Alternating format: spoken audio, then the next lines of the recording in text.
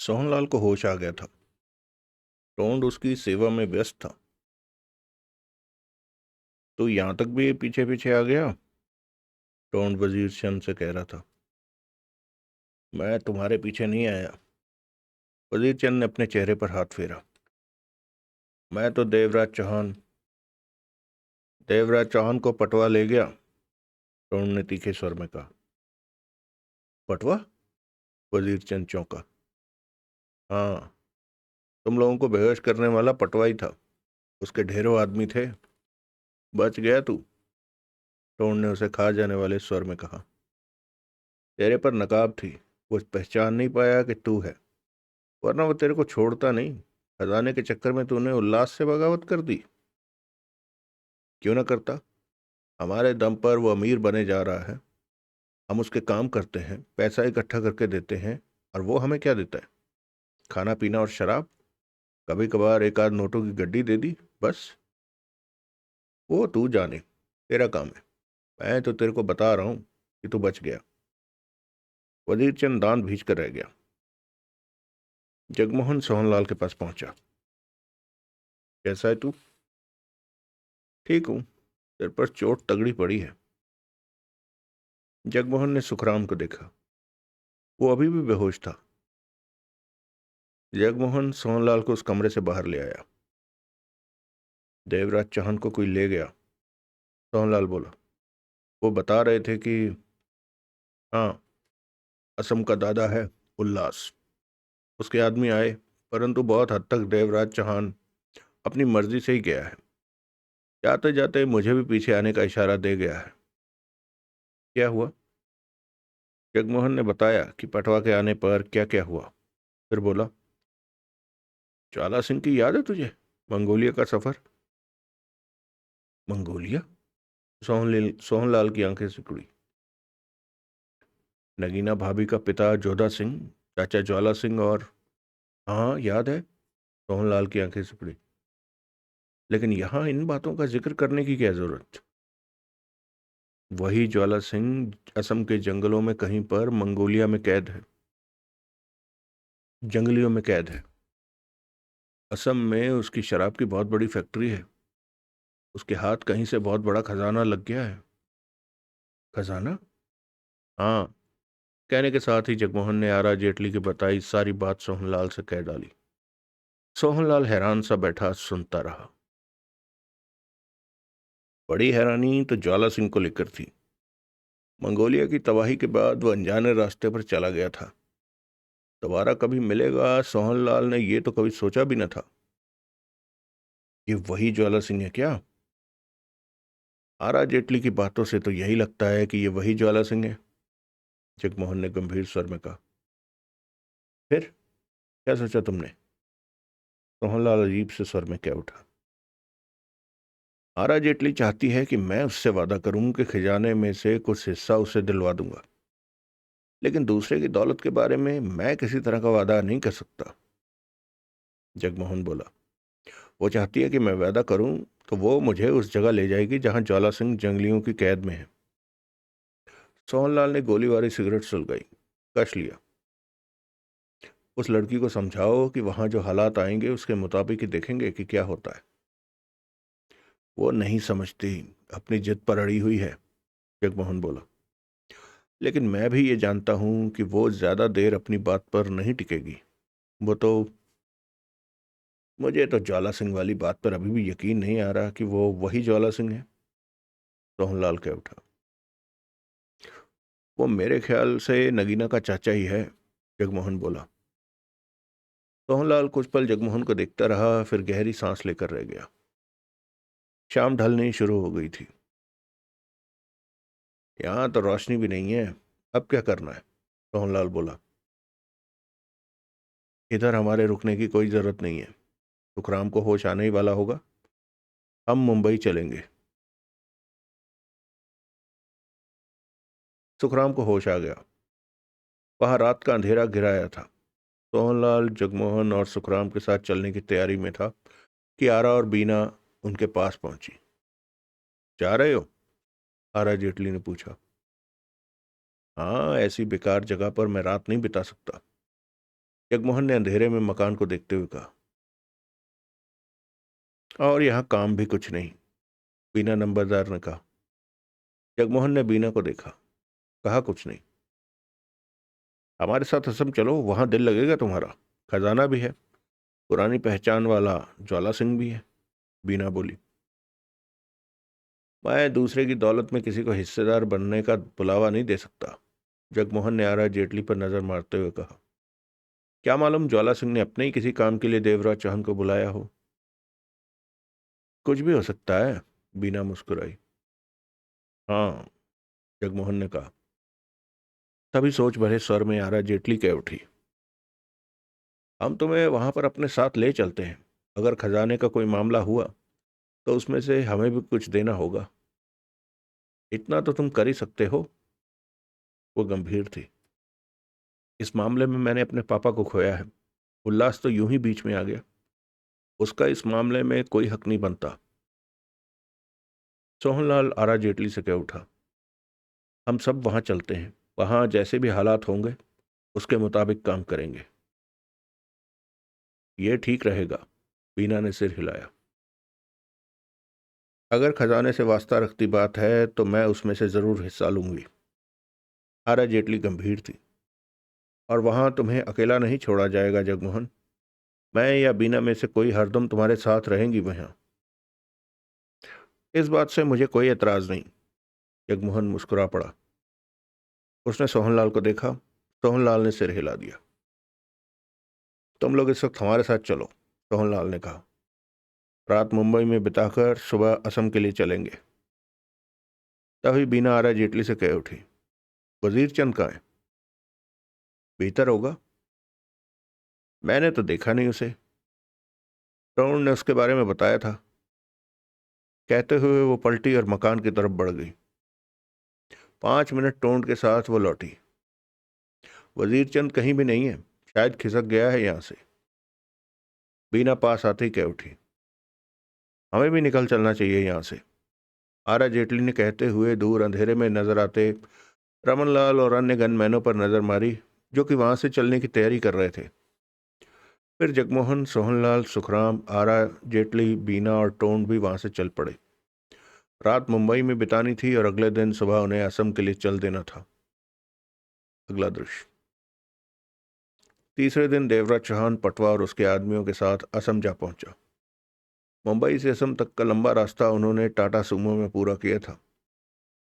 रास्ते में एक जो जगह ही वो खाने पीने के लिए रुके थे, वरना टाटा सुमो दौड़ती रही थी। पटवा के साथ उसके 3 आदमी ही सुमो में थे। वो बारी बारी से सुमो ड्राइव करते रहे। बाकी के आदमी तो मुंबई में ही कहीं उतर गए थे। देवराज चौहान रास्ते भर पूरी सीट पर आराम करता रहा। उनमें ना के बराबर बातें हुई। पटवा ने कुछ बताया नहीं, देवराज चौहान ने कुछ पूछा नहीं। पहाड़ जैसी बनी जगह पर वो शहर बसा हुआ था। आसपास हरियाली, घाटियां, जंगल जैसे दृश्य नजर आ रहे थे। इस वक्त शाम के 4 बज रहे थे। दूर कहीं मंदिर में शंख और घंटियां बजने का मधुर स्वर कानों में पड़ने लगा। सूर्य पहाड़ियों के पीछे छुप गया था। ऐसे में कहीं पर तेज धूप पड़ रही थी तो कहीं छाया थी। धूल से अटी टाटा सुमो एक पहाड़ी पर बने बंगले के बंद फाटक के सामने पहुंचकर रुकी। लोहे के बड़े से गेट के बाहर 2 गनमैन खड़े थे। उन्होंने भीतर बैठे पटवा को देखा तो गेट खोल दिया। सुमो भीतर पोर्च में जा रुकी। बाईं तरफ फूलों से सजा लॉन नजर आ रहा था। 2 माली इस वक्त भी उस पर काम कर रहे थे। पटवा देवराज चौहान के साथ नीचे उतरा तो सुमो बंगले में आगे जा रहे रास्ते पर कहीं बढ़ गई। आओ। पटवा देवराज चौहान को शानदार ड्राइंग हॉल में ले पहुंचा। साहब हैं? पटवा ने वहां दिखाई दिए एक आदमी से पूछा। छत पर हैं। पटवा ने देवराज चौहान को देखा। उल्लास साहब से कब मिलना चाहोगे? थके हुए हो तो नहा धोकर आराम कर लो। मैं उल्लास से मिलूंगा। ठीक है, पटवा ने सिर हिलाया। तुम बैठो, मैं उल्लास साहब से बात करके आता हूं। कहने के साथ ही एक तरफ बने रास्ते पर तेज कदमों से बढ़ गया। देवराज चौहान ने सिगरेट सुलगाई और वहीं बैठ गया। वहां मौजूद व्यक्ति उसके सामने टेबल पर पानी का गिलास रख गया। 15 मिनट बाद पटवा वहां पहुंचा। आओ, उल्लास साहब तुम्हारा इंतजार कर रहे हैं। देवराज चौहान उठा और उसके साथ बढ़ गया। चलते चलते पटवा बोला, उल्लास साहब फालतू की बातें पसंद नहीं करते, उनके सामने तमीज से बात करना। देवराज चौहान खामोशी से उनके साथ चलता रहा। उल्लास साहब को गुस्सा जल्दी आ जाता है, इस बात का ध्यान रखना। वो ऊपर जाने के लिए सीढ़ियां चढ़ने लगे।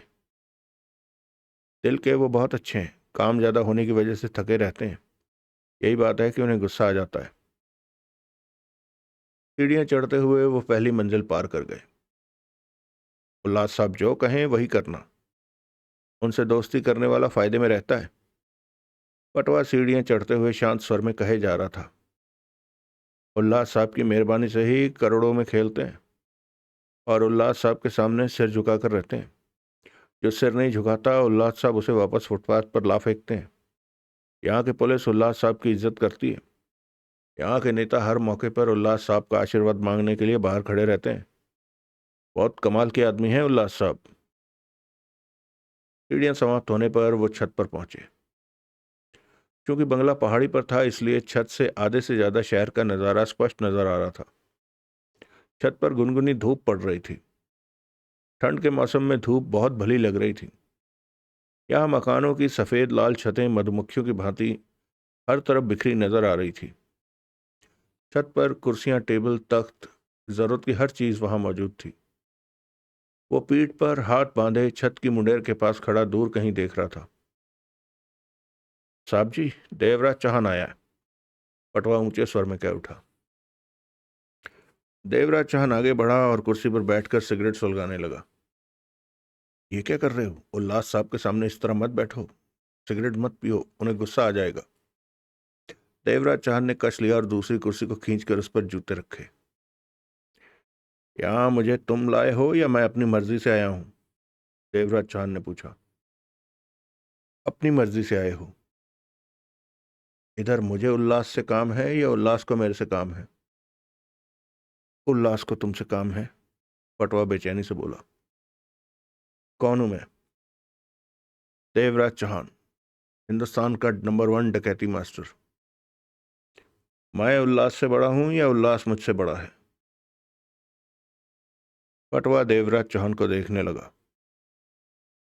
मुझ पर उल्लास का रोब चढ़ाने की कोशिश मत कर, तेरा काम खत्म, पीछे होके खड़ा हो जा। देवराज चौहान ने बेहद शांत स्वर में कहा और कुर्सी की पुष्ट से सिर टिकाकर आंखें बंद कर ली। पटवा ने गहरी सांस ली और सच में 3-4 कदम पीछे हो गया। तभी आहट सुनकर देवराज चौहान ने आंखें खोली। उल्लास को उसने इस तरह घूरते पाया। देवराज चौहान उसे देखता रहा। वो 50 बरस का, 5 फुट का, गठीला, गोल मटोल, ताकतवर इंसान दिखता था। उसके सिर पर, कनपटियों पर और पीछे की तरफ काले सफेद बाल थे। एक कान में सोने की बाली डाल रखी थी। गले में सोने की भारी चेन चमक रही थी। वो पैंट कमीज पहने था। पेट थोड़ा सा बाहर को निकला हुआ था। कमीज ऊपर से होकर नीचे को झूल रही थी। वो क्लीन शेव्ड था। उसकी छोटी गोल आंखें देवराज चौहान पर जा टिकी। कश लेता देवराज चौहान उसे ही देख रहा था। कई पल एक दूसरे को देखने में ही बीत गए। पटवा कुछ व्याकुल सा दिखा। उल्लास आगे आया। देवराज चौहान के 3 कदम पहले ठिठका, फिर मुस्कुराया। मुझे खुशी है कि मैं देवराज चौहान जैसे नामी बंदे से मिल रहा हूं, उल्लास कह उठा। देवराज चौहान उसे देखता रहा। लंबे सफर से आए हो, कुछ आराम कर लेते, बातें तो फिर भी हो जाती। देवराज चौहान ने कश लिया, कहा कुछ नहीं। उल्लास ने कुर्सी खींची और बैठते ही पुनः बोला, पटवा ने बताया कि तुमने उस पर काबू पा लिया था, गन इस पर लगा दी थी। तुम चाहते तो पटवा और इसके आदमी को शूट कर सकते थे या फिर इनके हाथ पांव बांधकर वहां से निकल सकते थे, लेकिन तुमने ऐसा कुछ भी नहीं किया और अपनी मर्जी से मुझसे मिलने आ गए। सच में तुम्हारी बहादुरी की तारीफ करनी पड़ेगी। मैं अपने मतलब को यहां आया हूं, देवराज चौहान बोला। कैसा मतलब? आरा जेटली को अचानक मेरी जरूरत पड़ गई। उसने मुझे कैद कर लिया और जो काम वो मुझसे लेना चाहती थी उसके लिए मुझे बताए बिना धीरे धीरे तैयार कर रही थी। फिर तुम्हारे आदमी मुझे लेने आ गए। ऐसे में मेरे लिए ये जानना जरूरी हो गया था कि अचानक ऐसे लोगों को मेरी जरूरत क्यों पड़ने लगी, जिन्हें मैं जानता तक नहीं। उल्लास देवराज चाहन को देखने लगा, फिर पटवा को देखा। मैंने कुछ नहीं बताया साहब जी। पटवा फौरन कह उठा। उल्लास की निगाह पुनः देवराज चाहन पर जा टिकी। तुमसे सच में जरूरी काम था। एक आदमी ने कहीं पर बहुत बड़ा खजाना छुपाया है। कहाँ? ये बात उसके अलावा कोई नहीं जानता, उल्लास बोला। इस वक्त वो जंगलियों की बस्ती में उनके बीच फंसा पड़ा है। देवराज चांद उसे देखता रहा। वो आदमी तुमसे मिलना चाहता है। मुझसे? हाँ, कहता है डकैती मास्टर देवराज चौहान को बुलाओ। खजाने के बारे में जो बात करेगा देवराज चौहान से ही करेगा। देवराज चौहान की आंखें सिकुड़ी। अब उसकी समझ में आया कि क्यों आरा जेटली या उल्लास उस पर पकड़ बनाना चाहते थे। कौन है वो आदमी? ज्वाला सिंह नाम है उसका। अवश्य वो तुम्हारी पहचान का ही होगा। उल्लास ने उसे देखा। ज्वाला सिंह? देवराज चौहान बड़बड़ा उठा। कुछ पलों के लिए वहां चुप्पी रही। कौन है ये? याद नहीं आ रहा। कुछ और बताओ उसके बारे में। 10 साल पहले वो यहाँ आया था और शराब की फैक्ट्री लगाई थी। इस वक्त वो यहाँ का माना हुआ व्यक्ति है, असरदार व्यक्ति। उल्लास ने सोच भरे स्वर में कहा। उसने कहा था कि देवराज चांद से कहना कि वह नगीना का चाचा है। कौन है नगीना, ये बात तुम अच्छी तरह जानते हो। तभी तो उसने कहा कि नगीना का चाचा। देवराज चांद की आंखें सिकुड़कर छोटी हो गई। जानते हो नगीना को? वो होंठ भींच कर उठ खड़ा हुआ। इसका मतलब जानते हो? उसके चेहरों को उसके चेहरे के भावों को देखकर उल्लास कह उठा। इस बारे में और कुछ बताओ। क्या? कुछ भी। ज्वाला सिंह के बारे में। देवराज चांद ने उसे देखा। उल्लास के चेहरे पर सोच के भाव नजर आने लगे। देवराज चांद की आंखों के सामने ज्वाला सिंह का चेहरा नाच उठा, जिसे कि पहली और आखिरी बार मंगोलिया की खूनी धरती पर देखा था। वहां की ताज़ें यादा हो वहां की यादें ताज़ा हो उठी। ज्वाला सिंह यहाँ अकेला आया था? देवराज चांद ने पूछा। उसके साथ तब 8-10 लोग भी थे। वो अब कहाँ है? उल्लास ने पटवा को सवालिया नजरों से देखा।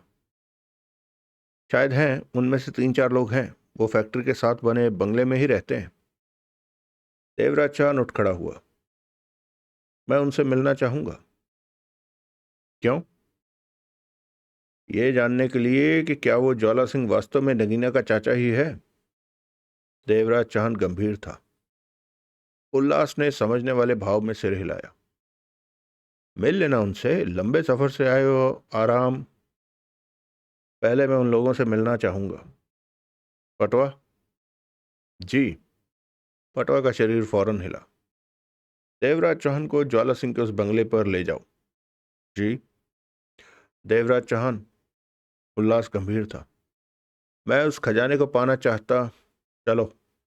देवराज चौहान ने पटवा से कहा। अगला दृश्य। पटवा ने कार उस बंगले के बाहर रोकी और दोनों बाहर निकले। मैं कई बार आ चुका हूं यहां, पटवा बोला। सब जानते हैं मुझे। किस रिश्ते से? उल्लास और ज्वाला सिंह में दोस्ती है, पटवा ने बताया। दरबान ने पटवा को देखकर फाटक खोला। राम राम साहब। राम राम। हीरा सिंह भीतर है? जी हाँ, कुछ देर पहले ही आए हैं। पटवा देवराज चांद के लिए बंगले में पहुंचा। वहां एक दो नौकर दिखा। पटवा ने हीरा सिंह को बुलाने को कहा। 10 मिनट बाद 55 बरस का हीरा सिंह वहां पहुंचा। उसने कमीज पजामा पहन रखा था। छोटी छोटी कटारी मूछें थी। वो लंबा चौड़ा सेहतमंद व्यक्ति था। चेहरे पर छोटा सा कटे का पुराना निशान था। पास आकर उसने पटवा से हाथ मिलाया, फिर देवराज चांद पर निगाह मारकर पटवा से कहा। कैसे आना हुआ पटवा साहब? ये साहब मिलना चाहते थे तुमसे। ज्वाला सिंह जी की पुरानी पहचान वाले हैं। देवराज चांद एकटक हीरा सिंह को देख रहा था। हीरा सिंह ने देवराज चांद को देखा। पहचाना नहीं हीरा सिंह? देवराज चांद शांत भाव से मुस्कुराया। हीरा सिंह ने उसे देखा, फिर सिर हिलाकर कहा, नहीं, मैंने आपको पहले कभी नहीं देखा। कि इसका नाम देवराज चांद है, पटवा बोला। इनका नाम देवराज चांद है। नाम सुनकर हीरा सिंह की आंखें सिकुड़ी। नजरें देवराज चांद पर थी। एकाएक ही उसके चेहरे के भाव बदलने लगे। हैरानी और खुशी के भाव चेहरे पर आकर ठहरने लगे। मैंने पहचान लिया आपको। देखे बहुत देर हो गई थी ना, इसलिए फौरन नहीं पहचान सका। माफ करना जवाई बाबू। कहते हुए वो देवराज चांद के पांव में झुकने लगा कि देवराज चांद ने हीरा सिंह को थामा और अपनी छाती से लगा लिया। पटवा उलझन भरे ढंग से उन्हें देख रहा था। माफ करना जवाई बाबू, पहचाना नहीं। इतने सालों बाद तुमसे मिलकर मुझे खुशी हुई हीरा सिंह। मेरी खुशी का तो कोई ठिकाना ही नहीं है जवाई बाबू। वो देवराज चांद से अलग होते ही बोला। उसकी आंखों में आंसू थे। नगीना बेटी का क्या हाल है? खुश तो है वो? साथ में नहीं आई क्या? नगीना अपने घर पर है और खुश है। देवराज चांद ने उसका कंधा थपथपाया। तुम्हें यहां देखने की मैं सोच भी नहीं सकता था। बैठिए जवाई बाबू, खड़े क्यों हैं? वो सब बैठ गए। हीरा सिंह की खुशी का ठिकाना नहीं था। बार बार उसके हाथ जुड़ जाते। आप अचानक यहाँ कैसे पहुंच गए जवाई बाबू? मुझे पता चला था कि यहाँ ज्वाला सिंह है, इसलिए उससे मिलने आ गया। ज्वाला सिंह का जिक्र आते ही हीरा सिंह परेशान हो उठा। ये बात देवराज चाहन ने भी नोट की। पटवा के चेहरे पर उनकी बातें सुनकर स्पष्ट तौर से उत्सुकता और उलझन नजर आ रही थी। जवाब दो हीरा सिंह, तुम ज्वाला सिंह का जिक्र आते ही बेचैन क्यों हो गए? हीरा सिंह ने पहलू बदलकर पटवा पर नजर मारी। जवाई बाबू, वो बोला, मैं अकेले में इस बारे में आपसे बात करूंगा। देवराज चांद पटवा से कुछ कहने लगा कि पटवा खड़े होते हुए कह उठा, तुम दोनों बातें करो, मैं इधर उधर घूम कर आता हूं। कहने के साथ ही पटवा दूसरे दरवाजे की तरफ बढ़ गया। देवराज चांद ने नई सिगरेट सुलगाई। हीरा सिंह कह उठा, माफ करना जवाई बाबू, मैं चाय पानी भूल गया। अभी किसी खातिरदारी में ना पड़ो। देवराज चांद ने टोका। ज्वाला सिंह के बारे में बताओ। जवाई बाबू, हीरा सिंह उस दरवाजे को देखते कह उठा जिधर से पटवा गया था। मंगोलिया की तबाही के बाद आप लोगों के साथ साथ हम भी वहां से चल पड़े थे। आप अपने रास्ते चले गए और हम यहाँ आ गए। ज्वाला सिंह ने शराब की फैक्ट्री लगाई, काम चल निकला। आपके बारे में कभी कभार खबर सुनने को मिल जाती थी। ज्वाला सिंह हमें बता देता था कि आप ठीक हैं। मुझे मालूम है कि आप मुंबई में कहीं रहते। मैं तुमसे ज्वाला सिंह के बारे में पूछ रहा हूं। बता रहा हूं जवाई बाबू, हीरा सिंह ने कहा। 2 साल पहले ज्वाला सिंह को किसी ने नक्शा दिया कि बहुत पहले सोने और हीरे जवाहरातों से लदा जहाज समंदर में कहीं डूबा था। ज्वाला सिंह ने समंदर के उस हिस्से को चेक किया और समंदर तल पर मौजूद जहाज के अवशेष, हीरा जवाहरात और सोना मिल गया।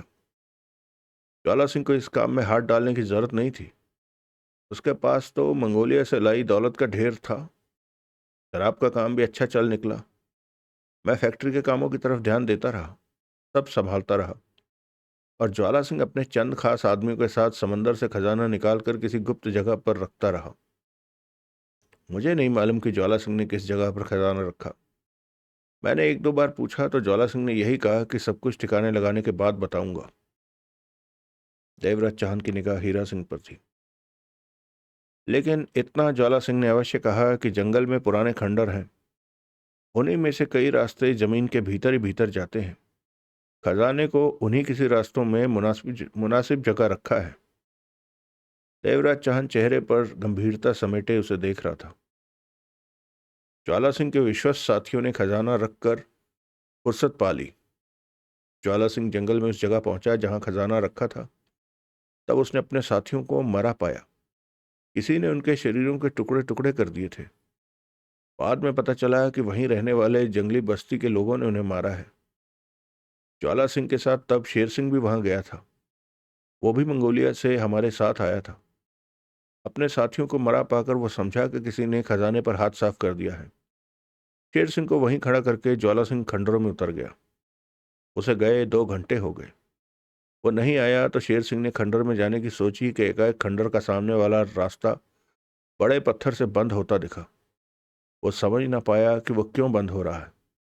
इसी में तो ज्वाला सिंह गया था। वो रास्ता बंद हो गया। शेर सिंह को समझ नहीं आया कि वो क्या करे। तभी उसे कुछ शोर सुनाई दिया। शेर सिंह ने देखा कि कुछ जंगली लोग हाथों में छोटे छोटे हथियार थामे उसे मारने के लिए दौड़े आ रहे हैं। खतरा पाकर वो दौड़ा और शेर सिंह किसी तरह जान बचाकर यहाँ तक आ गया। वो इतना घबराया हुआ था कि उसी के मुंह से खजाने और ज्वाला सिंह के बारे में बातें बाहर गई। मुझे खबर मिली तो मैंने अपने आदमी भेजकर उसे पकड़वा मंगवाया। उसके 3 दिन बाद शेर सिंह को होश आया। वो सामान्य हुआ। परंतु तब तक उल्लास और आरा जेटली जैसे लोग खजाने की तलाश में लग गए थे। देवराज चौहान बहुत ध्यान से हीरा सिंह की बातें सुन रहा था। मैं ज्वाला सिंह के बारे में जानकर बहुत चिंतित हुआ कि वो खंडर में कहीं फंस गया है। मैंने अपने कई आदमी उस तरफ भेजे कि वो ज्वाला सिंह को वहां से निकालें, परंतु वो सफल नहीं हो सके। रास्ता बंद ही रहा। फिर कुछ दिनों बाद उल्लास मुझसे मिलने आया। उसने बताया कि ज्वाला सिंह जंगलियों की बस्ती में कैद है। जंगलियों की बस्ती है? जंगल में बस्ती है? देवराज चांद के होठों से निकला। वो तो खंडर के भीतर गया था। मैं नहीं जानता कि ज्वाला सिंह कब बाहर निकला और कब जंगलियों की बस्ती में कैद हुआ। हीरा सिंह गंभीर स्वर में कह उठा। उल्लास ने मुझे कहा कि अगर मैं उसे आधा खजाना देने का वादा करूं तो वो ज्वाला सिंह को जंगलियों की कैद से आज़ाद कराने की कोशिश करे। परंतु मैंने स्पष्ट कहा कि मैंने न तो खजाने को देखा है और ना ही वो मेरा है, इसलिए कोई भी वायदा करने की स्थिति में मैं नहीं हूं। पल भर को ठिठक कर वो पुनः बोला। मैं जानता था कि उल्लास को नहीं मालूम कि खजाना कहाँ रखा है। ज्वाला सिंह और मुझे इस बात का भी विश्वास था कि वो खजाना पाने के लिए ज्वाला सिंह को वहां से अवश्य निकालेगा। इसलिए मैं एक हद तक तो निश्चिंत था कि अगर उल्लास ज्वाला सिंह को जंगलियों से बचा सका तो अवश्य बचाएगा। देवराज चाहर ने कश लिया।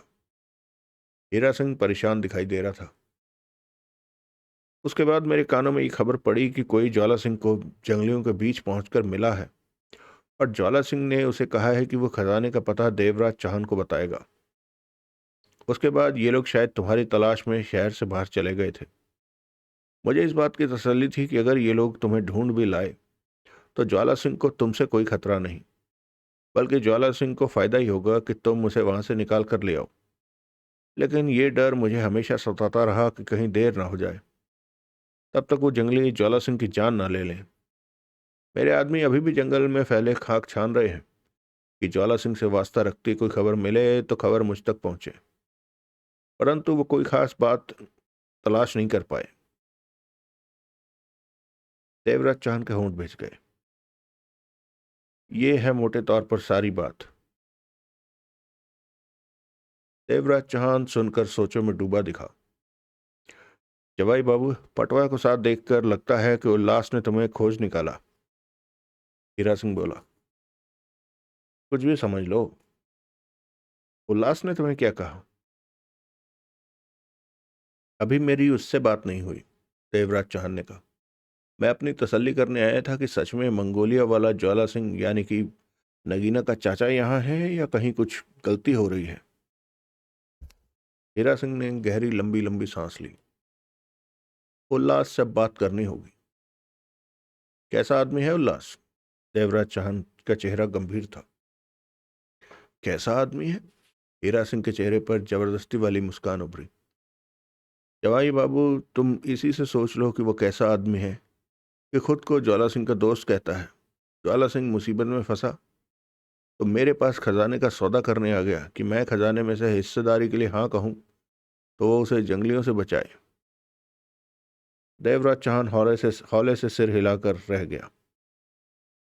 उल्लास के मन में कुछ और जबान में कुछ और होता है। वो दगाबाज आदमी है।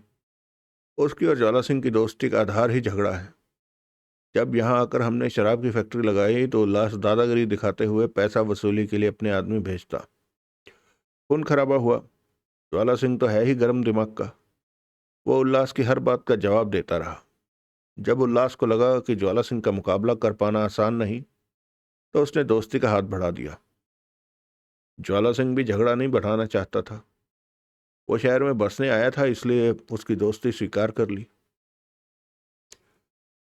देवराज चौहान ने कश लिया और सिगरेट एस्ट्रे में डाल दी। उनके बीच कुछ पलों की खामोशी रही। जवाई बाबू, हीरा सिंह धीमे स्वर में कह उठा, सेवा करने का तो मेरा हक बनता है, परंतु इस वक्त मैं तुम्हारी सेवा मांग रहा हूं कि ज्वाला को किसी भी तरह बचा लो। उसने कभी तुम्हें तकलीफ देने की नहीं सोची, परंतु जंगलियों के बीच उसे खतरे का आभास हुआ होगा, तभी उसने इस तरह तुम्हें बुलाने की चेष्टा की है। देवराज चांद बरबस ही मुस्कुरा पड़ा। हीरा सिंह, ज्वाला सिंह मेरा बहुत कुछ लगता है। अगर इस वक्त मैं इस काम ना आया तो नगीना के पूछने पर उसे क्या जवाब दूंगा कि मैंने उसे बचाने की चेष्टा क्यों नहीं की। हीरा सिंह की आंखों में पानी चमक उठा। उसे बचाने की पूरी कोशिश करूंगा। ऊपर वाले के हिसाब में उसकी जिंदगी बाकी है तो वो बचेगा अवश्य। तभी पटवा भीतर आया। बातें खत्म हो गई या बाकी हैं? आ जाओ। हीरा सिंह आंखों में आए आंसुओं को साफ करते हुए कह उठा। पटवा पास आया और कुर्सी पर बैठते हुए कह उठा, तुम्हारी आंखों में आंसू देखकर मुझे हैरानी हो रही है हीरा सिंह। हीरा सिंह ने उसे देखा, कहा कुछ नहीं। तुम और ज्वाला सिंह रिश्तेदार हो? उसने देवराज चौहान को देखा। हाँ। ये सुनकर सच में मुझे अजीब सा लग रहा। देवराज चौहान जवाई बाबू है हमारा, हीरा सिंह बोला। ज्वाला सिंह ने कभी बताया नहीं कि ये बातें बताई नहीं जाती पटवा, हीरा सिंह कहते हुए उठा। अपनी रिश्तेदारी का ढोल बाहर के लोगों में क्या पीटना। पटवा सिर हिलाकर रह गया। मैं अभी चाय पानी का प्रबंध करता हूं। नहीं, अभी कुछ इच्छा नहीं है। देवराज चौहान उठ खड़ा हुआ। ये कैसे हो सकता है? ज्वाला सिंह को पता चला कि मैंने तुम्हारी सेवा नहीं की तो मेरी गर्दन काट। वो तुम्हें कुछ नहीं। तुम ज्वाला सिंह के गुस्से को नहीं जानते। वो मैंने उसका गुस्सा देखा हुआ है हीरा सिंह। देवराज चांद मुस्कुराया। वो तुम्हें कुछ नहीं कहेगा। अभी मैं रुक नहीं सकता। क्यों? उल्लास के पास जाना है, उससे बात होनी है।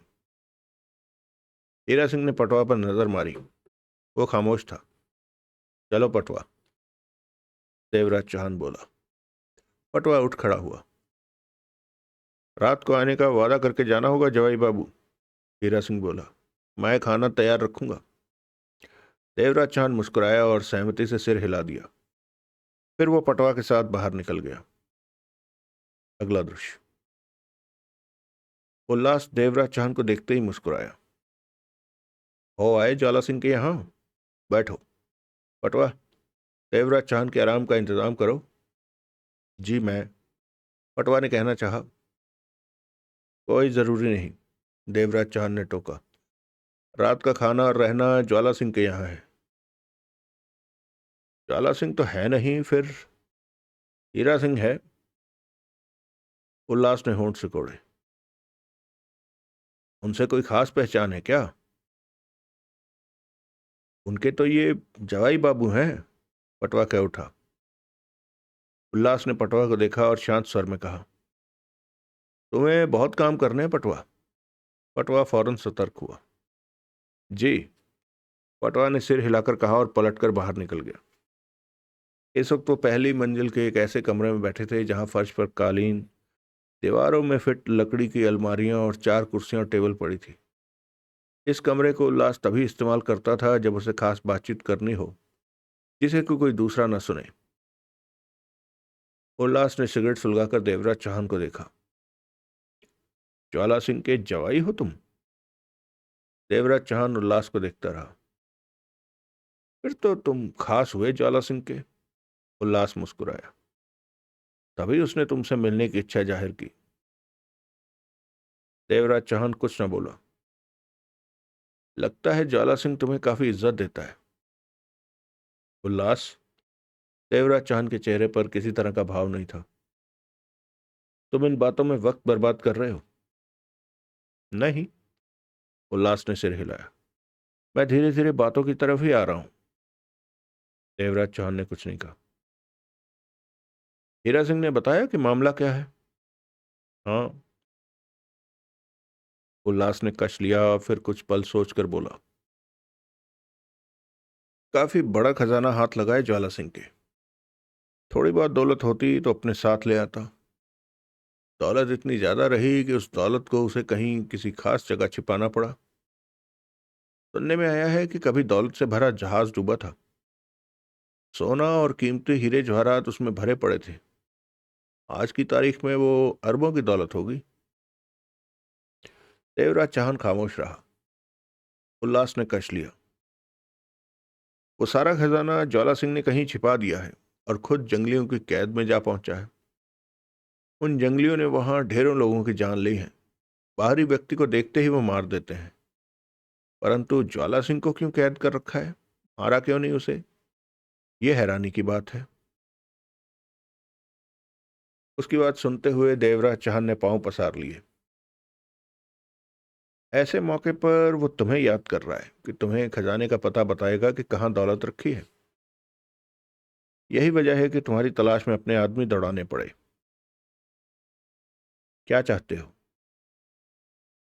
सीधी सी बात है, वो तुम्हें खजाने का पता बताएगा। उसके बाद हम सब मिलकर खजाना निकालेंगे और बांट लेंगे। हो सकता है उसने मुझे किसी दूसरे काम के लिए बुलाया हो। दूसरा क्या काम हो सकता है? चाला चाहता हो कि मैं उसे वहां से निकालूं। ये बात होती तो वो मुझे याद करता, मैं उसे जंगलियों की कैद से निकाल। उसने ये बात तुम्हें इसलिए नहीं कही होगी कि वो जानता है कि तुम बड़े हरामी हो। उल्लास की आंखें सिकुड़ी, होंठ भिज गए। मैं हरामी हूं? उसके होंठ खुले। ज्वाला अवश्य इस बात को जानता होगा। ये बात तुम कैसे कह सकते हो देवराज चौहान? अगर तुम ईमानदार होते तो अब तक उसे जंगलियों की कैद से आजाद करा लिया होता। लेकिन तुम मौका परस्त हो। तुम चाहते हो कि खजाना हाथ लग जाए। ज्वाला सिंह की कोई परवाह नहीं है तुम्हें। उल्लास के होंठों पर मुस्कान नाची। ठीक कहा तुमने।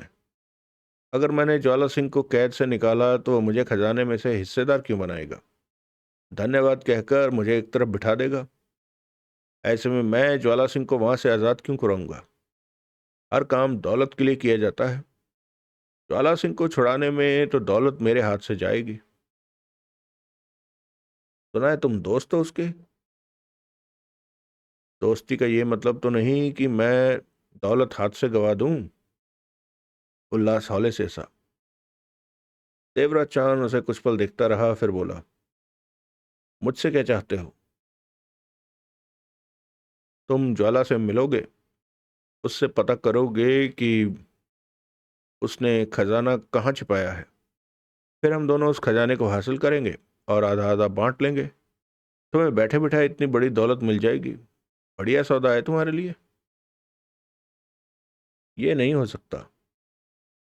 क्यों? उल्लास के माथे पर बल पड़े। ज्वाला सिंह मेरा रिश्तेदार है। वो जहां दौलत आ जाती है वहां रिश्तेदारी खत्म हो जाती है। नावा गिनो, और वो मेरी पत्नी का चाचा है। और मैं अपनी पत्नी की इज्जत करता हूँ। ज्वाला सिंह की भी इज्जत करता हूँ। यूं तो मैं किसी की भी दौलत के साथ ऐसा नहीं करता। फिर ये तो मेरे खास रिश्तेदार की दौलत का मामला है। मेरे बारे में तुमने ठीक से जाना नहीं कि दूसरों की दौलत पर देवराज चौहान अपनी नजरें नहीं टिकाता। डकैतियां करते हो और ये बातें करते हो। उल्लास ने व्यंग भरी नजरों से उसे देखा। डकैतियां मैं सरकारी दौलत पर करता हूँ, ना कि समूह में रखे पैसों पर। वैसे वॉल्ट में दौलत पड़ी होती है, उन पर करता हूँ। या फिर उस दौलत पर करता हूँ जिस पर हाथ डालना मैं ठीक समझता हूँ। उल्लास का चेहरा सख्त हो गया। ये मेरे रिश्तेदार ज्वाला सिंह का मामला है और मुझे पूरा यकीन है कि उसने मुझे दौलत के लिए नहीं, खुद को वहां से आज़ाद करवाने के लिए बुलाया है। देवराज चांद ने उल्लास की आंखों में देखा। उल्लास के जबड़ों में कसाव आ गया। लेकिन मैं दौलत चाहता हूं। तुम अपने तौर पर कोशिश कर सकते हो। और देवराज चौहान उल्लास शब्दों को चबा करके उठा। ज्वाला सिंह ने आरा जेटली के बाप से कहा कि वह देवराज चौहान को खजाने के बारे में बताएगा। उसने तुम्हें दौलत का पता बताने के लिए ही बुलाया है। लेकिन तुम ये कहकर बात पलट रहे हो कि उसने तुम्हें इसलिए बुलाया है कि तुम उसे कैद से छुड़ा सको। मुझे तो लगता है कि खजाने के बारे में सुनकर तुम्हारे मन में उसे हड़प जाने की बेईमानी या ज्वाला सिंह ऐसा ना कहता तो क्या तुम लोग मेरी तलाश में भागते? देवराज चौहान ने उसकी आंखों में झांका। उल्लास ने होंठ भींच लिए। ज्वाला सिंह ने मुझे खजाना देने की बात इसलिए कही कि तुम लोग कहीं से भी ढूंढ कर जल्दी से मुझे यहां लाओ। तो तुम नहीं मानोगे? मेरे आने और ज्वाला सिंह को वहां से आजाद करवाने के बीच कहीं भी वो खजाना नहीं है। हुआ तो तुम उस खजाने का हिस्सेदार बनने का हक रखते हो। कहने के साथ ही देवराज चौहान उठ खड़ा हुआ। उल्लास उसे कठोर निगाहों से देखता रहा। मैं जा रहा हूं उल्लास। लोग मेरी हाँ में हाँ मिलाकर खुश होते हैं देवराज चौहान। वो शब्दों को चबा कर के उठा। देवराज चौहान मुस्कुराया। किसी में इतनी हिम्मत नहीं होती कि वो मेरी बात को इस तरह इनकार कर सके। उल्लास पूर्वतः स्वर में कह रहा था। कोई ऐसा करने की कोशिश करता है तो जिंदा नहीं रहता। कहना क्या चाहते हो? तुम किस्मत वाले हो कि यहां से सलामत जाओगे। देवराज चौहान के होंठों पर मुस्कान छाई रही। समझदारी दिखाओ और मेरे साथ हाथ मिला लो। भविष्य में हम लंबा चलेंगे। रिश्तेदारी इन धंधों में नहीं चलती। मैं यहां धंधा करने नहीं आया हूं उल्लास। देखते हैं। देवराज चौहान उसी तरह मुस्कुराते हुए उसे देखता रहा, फिर पलटकर दरवाजे की तरफ बढ़ गया। पटवा तुम्हें छोड़ आता है देवराज चौहान? पीछे से उल्लास बोला। लेकिन देवराज चौहान नहीं रुका और बाहर निकलता चला गया। उल्लास कुछ पल दरवाजे को देखता रहा, फिर कस दिया और पलटकर खिड़की के पास पहुंचा। पल्ले खोले और बाहर देखने लगा। शाम ढल रही थी। सूरज कब का छिप चुका था। यहां से नजर आ रहे लॉन और बाहरी गेट पर उसकी नजर थी। कुछ पलों बाद दरवाजे की तरफ बढ़ता हुआ देवराज चौहान नजर आया। उल्लास शांत भाव से उसकी पीठ पर नजरें टिकाए था। वो गेट पर पहुंचा तो वहां मौजूद गनमैनों ने उसे रोक लिया। एक गनमैन ने इधर खिड़की पर खड़े उल्लास को देखा तो उल्लास ने गर्दन हिलाकर देवराज चौहान को जाने का इशारा कर दिया। देखते ही देखते गेट खुला और देवराज चौहान बाहर निकल गया। गेट बंद हो गया। उल्लास के चेहरे पर मुस्कान नाच उठी। बच्चा है। बड़बड़ाते हुए वो पलटा। पटवा को बुलाया। पटवा जैसे उसके बुलावे का ही इंतजार कर रहा था, फौरन हाजिर हो गया। देवराज चौहान गया साहब जी? ज्वाला सिंह के बंगले पर गया है। क्या बात हुई? वो मेरा साथ देने को तैयार नहीं है। साथ दे भी क्यों? तगड़े खजाने का मामला है और खजाना है भी उसके रिश्तेदार ज्वाला सिंह के पास। मेरे ख्याल से वो अकेला ही खजाने को पाना चाहेगा। ये तो गलत बात है साहब जी। हाँ, गलत है। उल्लास ने सिर हिलाया। हम उसे यहाँ लाए तो वो ये सारा मामला जान सका। अब हमें ही जूता दिखाकर सब कुछ हड़प जाना चाहता है। समझदार बनता है लेकिन है बच्चा। अब क्या करना है? देवराज चौहान ज्वाला सिंह के यहाँ गया है। वो जल्दी ही ज्वाला सिंह की तरफ जाएगा। उल्लास और पटवा एक दूसरे को देखते रहे। देवराज चौहान पर नजर रखो। पटवा ने सिर हिलाया। उसे खबर ना हो कि उस पर नजर रखी जा रही है। वो जो भी करे मुझे खबर देते रहो, समझे? हाँ। पटवा ने पुनः सिर हिलाया। देवराज चौहान हर हाल में ज्वाला सिंह का वो खजाना पाने की चेष्टा करेगा। आप ठीक कह रहे हैं। उल्लास ने गर्दन और आंखों से इशारा किया तो पटवा बाहर निकल गया। उल्लास कुछ पल तो सोच भरे ढंग में खड़ा रहा, फिर बड़बड़ा उठा। बच्चा है देवराज चौहान। अगला दृश्य। हीरा सिंह और वहां पर मौजूद सब आदमियों ने देवराज चौहान के स्वागत में पलकें बिछा दी। पहली बार शायद देवराज चौहान को इस बात का एहसास हुआ होगा कि जवाई बाबू की सेवा क्या होती है। हीरा सिंह के पांव ही जमीन पर नहीं पड़ रहे थे। नहाने धोने के बाद देवराज चौहान को नए कपड़े दिए गए पहनने को। वहां 3 व्यक्ति और थे जो ज्वाला सिंह के साथ ही मंगोलिया से आए थे। वो देवराज चौहान को पहचान रहे थे, परंतु देवराज चौहान को याद नहीं आ रहा था कि उसने उन्हें मंगोलिया में कहाँ देखा था। वो सब उसके और नगीना के बारे में बार बार बातें कर रहे थे। खजान सिंह और उसकी बेटी गजाला की भी बात की।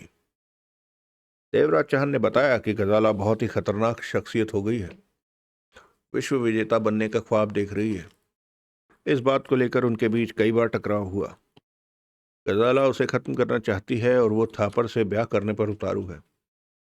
क्योंकि मंगोलिया में अनजाने में थापर और गजाला में एक बार संबंध बन गए थे, तो गजाला ने थापर को ही अपना सब कुछ मान लिया।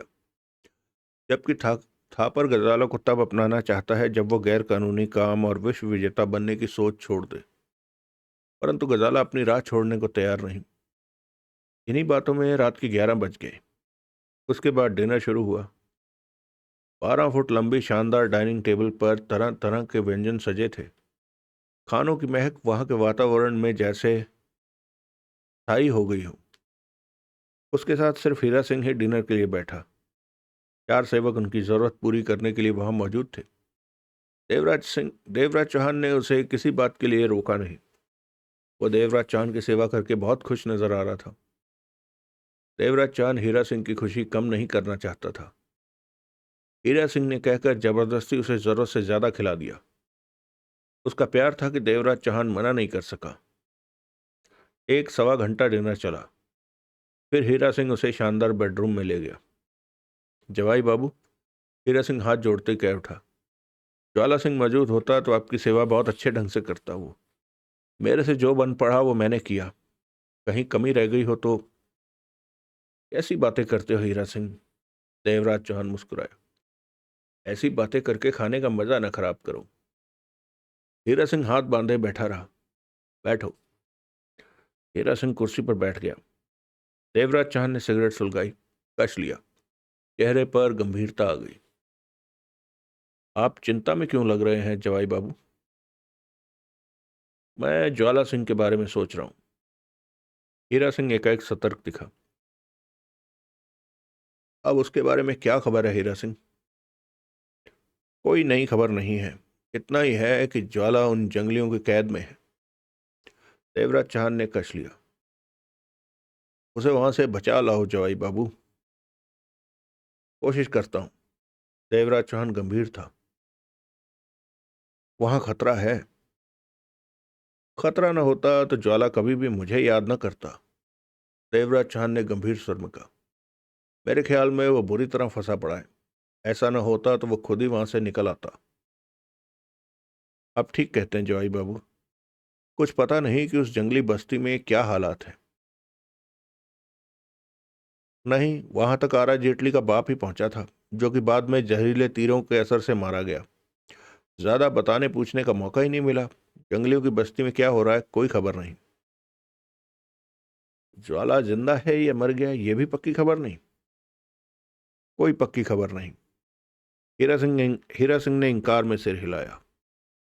देवराज चौहान कश लेते सोचों में डूबा रहा। मुझे बताओ मैं क्या करूं जवाई बाबू? मैं सुबह ही उस जंगल के लिए रवाना हो जाऊंगा। देवराज चौहान ने कहा। रास्ते के लिए और वहां के लिए मेरे साथ ऐसा बंदा भेजो जिसे सब कुछ पता हो, मेरे हर सवाल का जवाब उसके पास हो। मैं साथ चलता, तुम यहीं रहो। देवराज चौहान ने टोका। तुम साथ चल पड़े तो यहां का काम कौन देखेगा? हीरा सिंह ने होंठ भींच लिए। फिर धीमे स्वर में कह उठा, ठीक है जवाई बाबू, सुबह तक मैं कोई इंतजाम करता हूँ। उल्लास के साथ क्या बात हुई? देवराज चांद ने बताया। वो ठीक बंदा नहीं है, हीरा सिंह ने कहा। मेरे ख्याल से वो आप पर नजर रखेगा। जवाब में देवराज चांद मुस्कुरा पड़ा। अगला दृश्य। बहुत घना और खतरनाक जंगल था। कई जगह पर तो पेड़ इस तरह इकट्ठे हुए पड़े थे कि घना अंधकार सा महसूस होता उसके नीचे खड़े होकर। जंगल की जमीन कहीं गीली थी तो कहीं सूखी। कहीं पर जमीन साधारण थी तो कहीं पत्थरों से भरी। चिड़ियों की चहचहाहट सुनाई दे जाती थी। उनका शोर सा उठता फिर थम जाता। जगमोहन, सोहनलाल, सुखराम, आरा जेटली, वीना नंबरदार और टोंड जब लंबा सफर तय करके जंगल में पहुंचे तो उस दिन शाम के 4 बज रहे थे। यहाँ मौसम ठंडा सा था परंतु वो सब पसीने से भरे हुए थे। इस गहरे जंगल में सूरज का एहसास न के बराबर हो रहा था। बहुत खतरनाक जंगल है, सुखराम कह उठा। मैंने उधर 2 हाथी देखे थे, सोहनलाल बोला। किधर? तभी दूर कहीं मध्यम से शेर की दहाड़ गूंजी। शेर? सुखराम के होंठों से निकला। यहाँ सब कुछ मिलता है, बिना नंबरदार कह उठी। सब कुछ? सुखराम ने उसे देखा। हर तरह के जंगली जानवर। ओह, वो जिस जगह रुके थे वो जगह जंगल के ही भीतरी हिस्से था। काफी लंबे जंगली रास्ते को तय करके वो यहाँ पहुंचे थे। आगे जंगल और घना हो रहा था। हम यहाँ रुकेंगे, आरा जेटली गंभीर स्वर में कह उठी। यहाँ? जगमोहन ने उसे देखा। हाँ, शाम हो रही है, ऐसे में आगे बढ़ना इस वक्त ठीक नहीं है। जंगलियों की बस्ती कहाँ है? इस तरफ 1-1.5 घंटा आगे चलते रहने पर जंगलियों की बस्ती आ जाती है, आरा जेटली ने इशारा करके कहा। वहां पहुंचते पहुंचते अंधेरा घिरना शुरू हो जाएगा। उस बस्ती के करीब रहना खतरनाक है। वो जंगली बस्ती वाले एकाएक मधुमक्खियों की भांति धावा बोलते हैं। उनके आने का भी पता नहीं चलता। ओह, हम लोग लंबे सफर से आए हैं, सुबह तक आराम कर लें तो बहुत अच्छा होगा। कहते हुए आरा जेटली ने टोंड को देखा। तुम इन लोगों के साथ मिलकर तंबू यहीं लगाओ। Okay mummy. टोंड ने अपना भारी सिर हिलाया। जगमोहन, आरा जेटली ने गंभीर स्वर में कहा, हम में से 2 पहरा देंगे, बाकी नींद लेंगे। ये काम बारी बारी चलेगा। यहाँ हर वक्त हम पर खतरा मंडराता रहेगा। किससे? सुखराम के होंठों से निकला। उल्लास के आदमियों से, जंगलियों से, जंगली जानवरों से। आरा जेटली गंभीर थी। अब फैसले का वक्त करीब है, क्योंकि देवराज चौहान उल्लास के पास पहुंच चुका है। वो लोग अवश्य यहाँ के लिए चल दिए होंगे। ऐसे में अब हम रियायत वाला काम नहीं करना। वो नजर आए तो उन्हें शूट कर देना है। इस तरह तो वो हमें मार सकते हैं, सुखराम ने कहा। जरूर मार सकते हैं। जो लापरवाह रहेगा वो तो मरेगा ही। बीना नंबरदार मुस्कुराई। दौलत पानी है, खजाना लेना है, इतना आसान नहीं है। कुर्बानी तो देनी ही पड़ती है। सुखराम ने जगमोहन को देखकर व्याकुल स्वर में कहा। बहुत हो गया, अब तो मुझे जाने दो। क्यों मेरी जान लेने पर लगे हो? हम यहाँ देवराज चौहान के लिए आए हैं, जगमोहन ने उसे घूरा। इतना बड़ा पाप तो नहीं किया मैंने कि मेरे गले में रस्सी डालकर मुझे हर जगह घुमाते रहो। तुमने देवराज चौहान का अपहरण करवाया। मुझे क्या मालूम था कि ये, उसने आरा को देखा, देवराज चौहान का अपहरण कर लेगी। तुम्हें मालूम होना चाहिए था कि ये तुम्हें 3 लाख क्यों दे रही है। यहाँ मेरी जान को खतरा है जगमोहन। देवराज चौहान के मिलते ही तुम चले जाना, तुम्हें कोई नहीं रोकेगा। वो नहीं मिला तो तू नहीं बचेगा। ये तो जबरदस्ती वाली बात हो रही है मेरे साथ। भाग जा, सोहनलाल ने होंठ सिकोड़े। रोकता कौन है तेरे को? सुखराम कुछ पलों तक जगमोहन को देखता रहा, फिर बोला, भाग तो जाऊं, लेकिन तुम लोग मुझे दोबारा ढूंढकर गोली मार दोगे। समझदारी वाली बात करता है। जगमोहन ने उसे घूरा। दुबई चला जा, सोहनलाल बोला। क्या? दुबई? सुना है?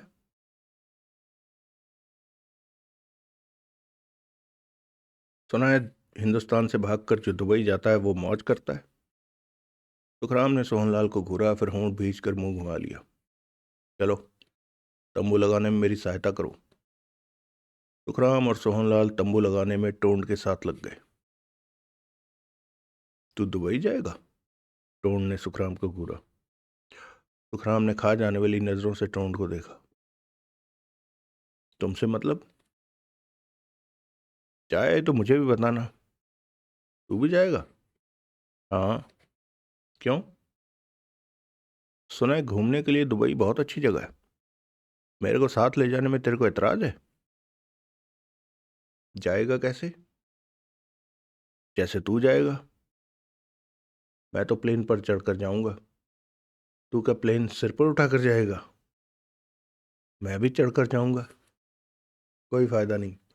तेरे जैसे हाथी प्लेन में बैठेंगे तो वो वैसे ही नहीं उड़ेगा।